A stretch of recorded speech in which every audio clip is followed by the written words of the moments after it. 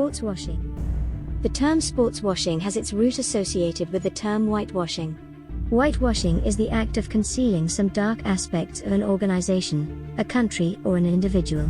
When a government or an organization does the same thing but using sports as the paint tool, that's what is known as sportswashing.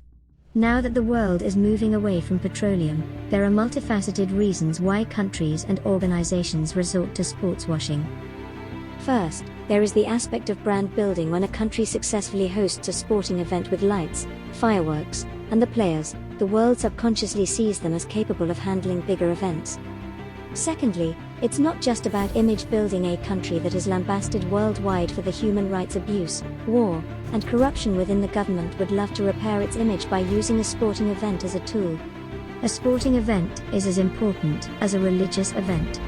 Qatar got itself entangled in more controversies in its attempt to bag the World Cup hosting rights. Let's start from the beginning. Why did Qatar feel the need to host the Football World Cup? There are two reasons.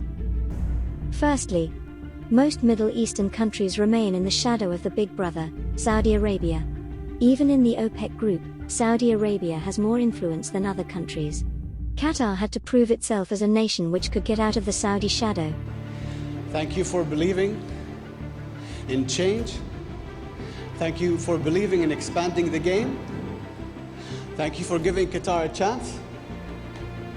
And we will not let you down. You will be proud of us.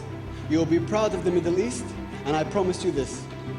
It wanted to project itself as a strong nation in the Middle East capable of handling its own affairs.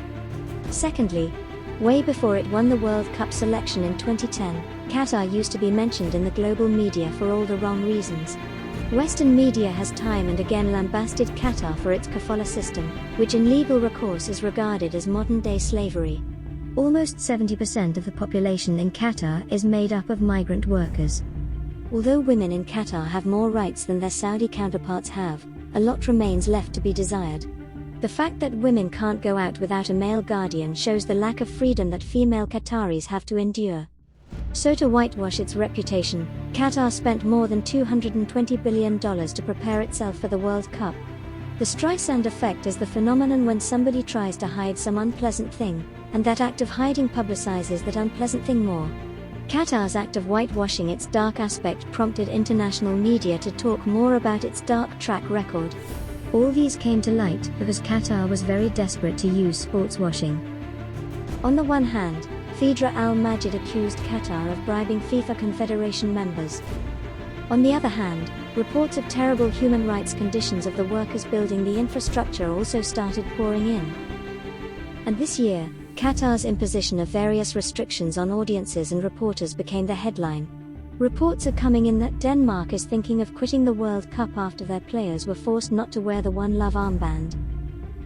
German players, on the other hand, staged a symbolic protest against the restrictions imposed by Qatar by covering their mouths during the team photo session. As you can see, sportswashing never works. It can provide a temporary PR boost, but this same thing keeps the why of resorting to such a PR boost alive within the subconscious of all the people involved.